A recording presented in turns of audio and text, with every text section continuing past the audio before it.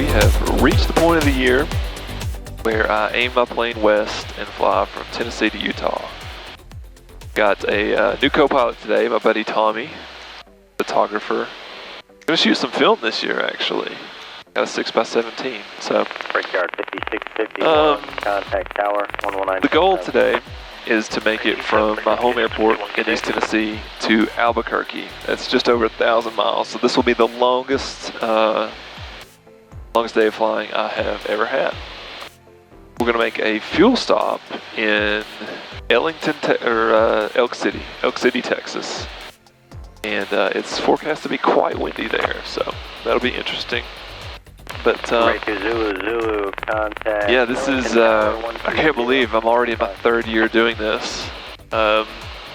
Packing for the past couple days, there's still all this nervous energy. I'm comfortable with the flight, comfortable once I get out there, backpacking, camping, all that stuff. But to pack for all that all at once, the pre-flight nerves are definitely still there. But once you get in the air, it's just kind of taking everything in and deep exhale.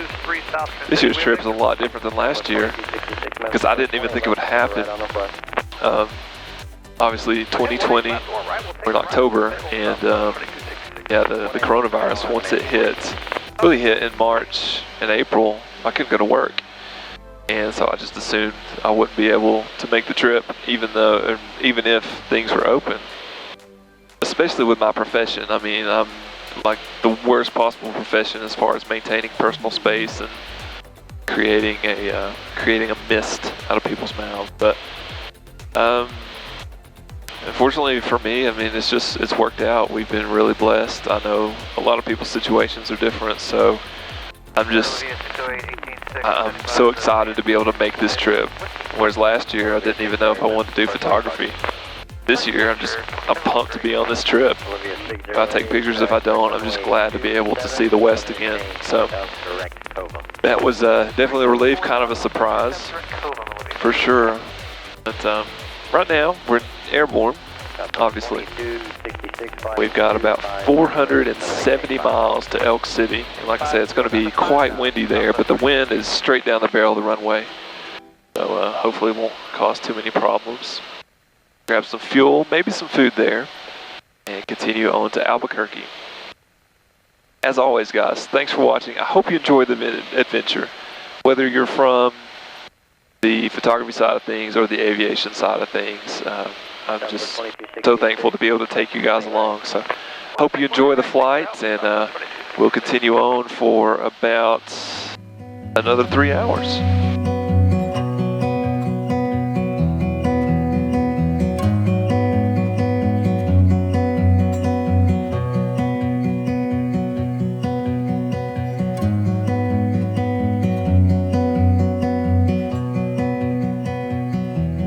Okay, well, once again, my not-so-trusty wingtip camera has stopped receiving signal from my GoPro remote. That's my favorite camera angle, and it fails about 3 out of every 4 flights I make. So, it's up to me to make this flight interesting because I've lost that most interesting camera perspective. So, before I left, I asked people to submit questions so I could have something to talk about over the states of Oklahoma, Texas, Kansas. Again, nothing against people that live there. They're great people, but it is just painfully boring to fly over. So, as far as aviation goes, what has been your most memorable or interesting flight? The number 1 spot was a video posted last year when we went to Nashville at Christmas. It was a low IFR day. I didn't think that we were going to get to make the trip because of the freezing level. But the weather cooperated. We had a temperature inversion. There was no icing. And we took off and were almost immediately in the clouds and didn't see them again until we were on short final. The whole family was with me. We landed at Nashville International, got an Uber to the Opryland Hotel. It's just trips like that where it all comes together is very memorable. All right, here's an interesting one. Who would make a better womanizing coach, Captain Kirk or Captain Picard? I'm going to go against the grain here. The stock answer would of course be Kirk, but you're talking about somebody that can coach you. Captain Kirk just had that natural charisma that is uncoachable.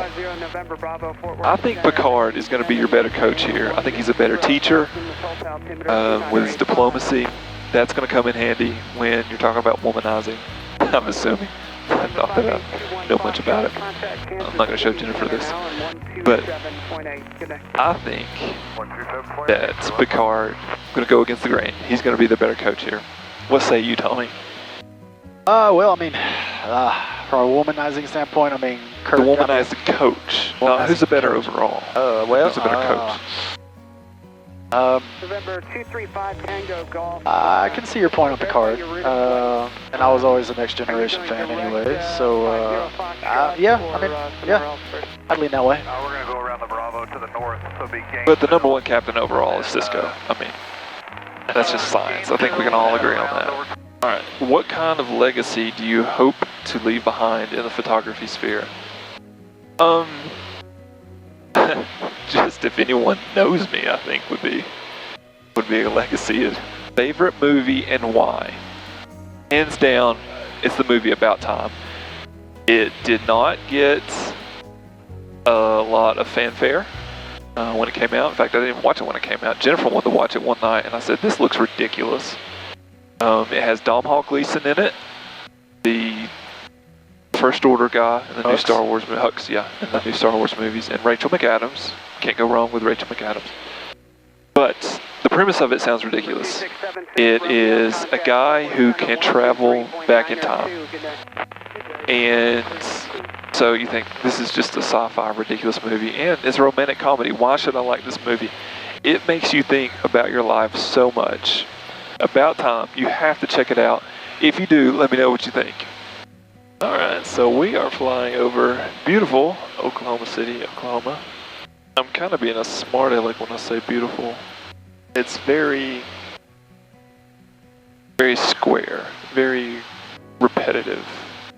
If you like order in your civil engineering, I think that the homes here and the neighborhoods are right up your alley.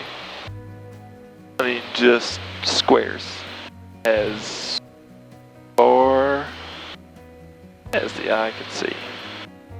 I gotta get a bigger Instagram following so that I can get more questions to answer, because that did make the first half of the state go by pretty quickly. I guess I could be clever and come up with content on my own to talk about.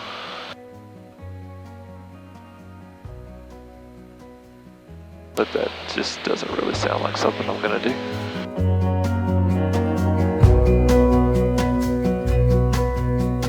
Elk City Regional Business Airport.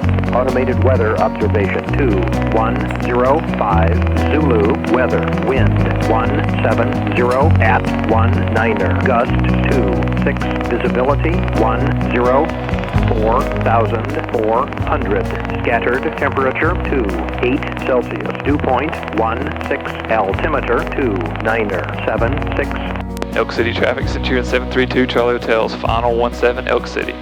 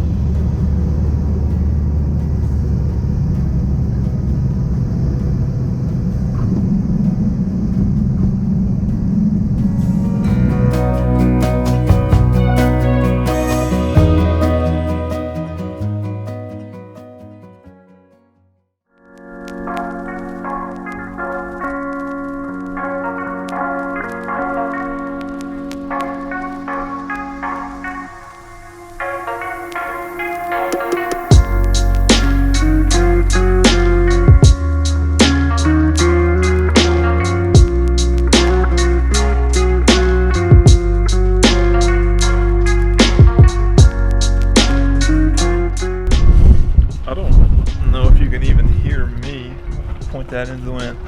All right, so we just had lunch, first dinner at the beautiful Elk City FBO. It was half a subway. That was a challenging landing. Thankfully, the wind was straight down the runway, about 20, gusting to 30.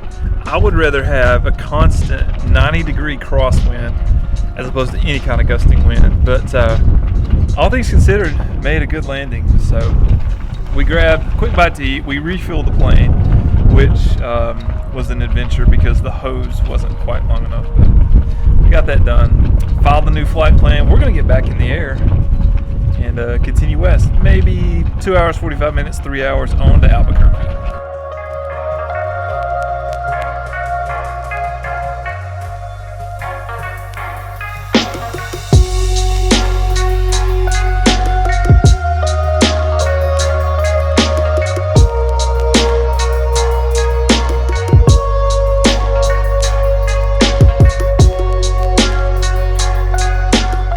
Elk City traffic, Centurion 732 Charlie Hotel, departing 17 Elk City.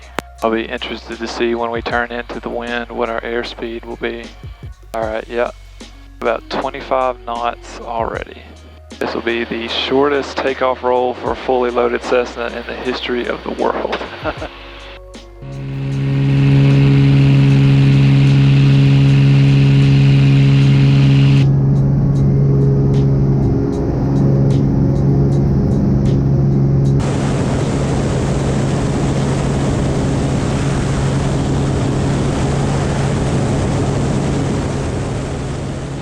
Charlie Hotel radar contact 8.5 miles west of the Elk City Airport. I'll show you leaving 4,300.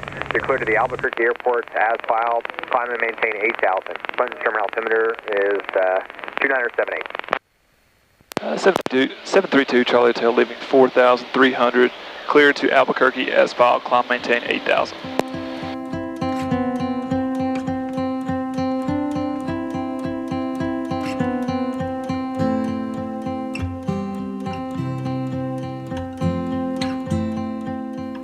Alright, so as you can see by how much darker it is now than earlier, the sun has set.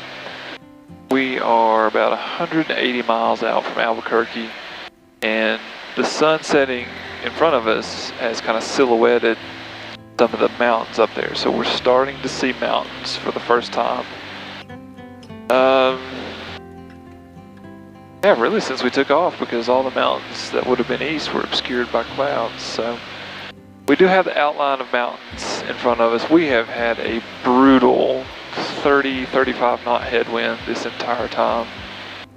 My speed over the ground right now is 132 knots, and I'm kind of celebrating because that's just about the fastest we've been. When we land in Albuquerque, we're gonna pick up a shuttle to the hotel if they can find the General Aviation FBO. We'll get a hotel, some dinner, do a few things to get ready for tomorrow. Tomorrow, I'd like to get a super early start out of Albuquerque, just so we can get to Escalante and get our car situated there and get started.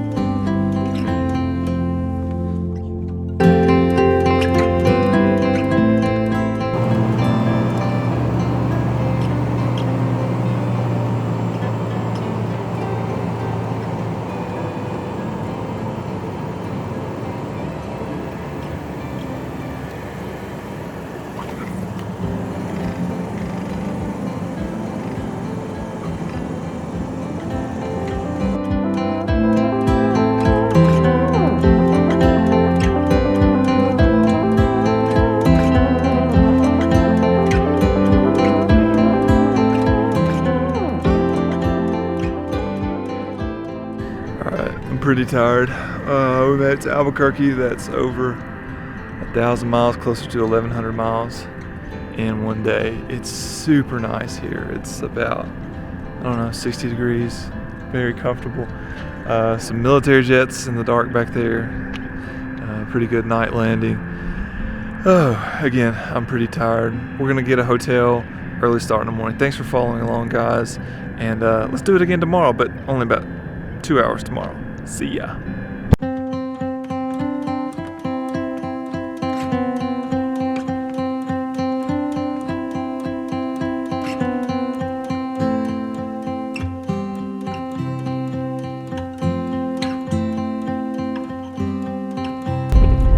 Things are going really well.